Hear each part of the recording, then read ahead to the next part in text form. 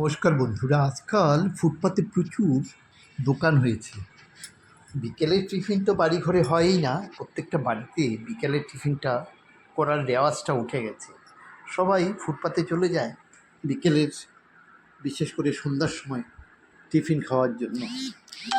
মোমো থেকে শুরু করে চিকেনের যত আইটেম আছে সমস্ত কিছু হয়, কিন্তু যারা যারা নিরামিষাশী ওদের ক্ষেত্রে কিন্তু একটা অসুবিধার সৃষ্টি হয়। এই কারণ ওরা এই সময়টাতে কোনো নিরামিষের কোনো দোকান খুঁজে পায় না। আজকাল পেট্রোল পাম্প শনি মন্দির যেটাটা আছে ইউস্কার ইয়থ ইউনিটি ক্লাবের পাশে, সেই শনি মন্দিরের ঠিক লাগোয়া একটা দোকান। এটা হচ্ছে শ্রীভূমি টি স্টল নামটা রাখা হয়েছে। ভদ্রমহিলা এবং ওনার স্বামী এখানটাতে পরিষেবা দিচ্ছে।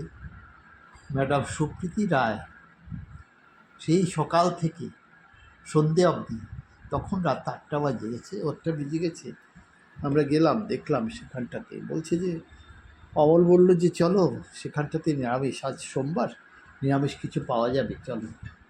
তো শুনলাম আজ থেকে ওখানটাতে ঘুগনি আর লুচি তৈরি করছে ওরা, নিরামিষাশী যারা আছে ওদের জন্য।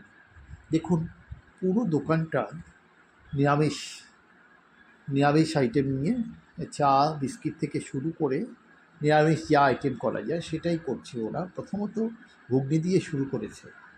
দেখুন, রতনে এসেছিল, রতন রায় এখানটাতে এসে কি অর্ডার দিয়ে গেল।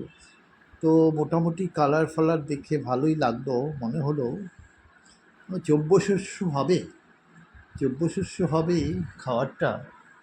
তো তবু খেয়ে, দু চামচ খেয়ে বললাম যে মশলাটা কম দেবেন, তাহলে কোয়ালিটি এবং কোয়ান্টিটি তো পরিমাণটা খুবই ভালো। তো অবশ্যই এখানটাতে এসে আপনি নিরামিষের দিন, যখনই নিরামিষ, আসলে হিন্দু সংস্কৃতিতে আমরা মানে সপ্তাহের যে কোনো একটা দিন বা দুটো দিন আমরা নিরামিষ খাই। সেই সমস্ত লোকদেরকে আমি সজাগ করে দিচ্ছি যে এরকম একটা দোকান আছে, শ্রীভূমি টি স্টল, শনি মন্দিরের লাগোয়া, সেখানটাতে এসে আপনি উপভোগ করতে পারবেন। ধন্যবাদ।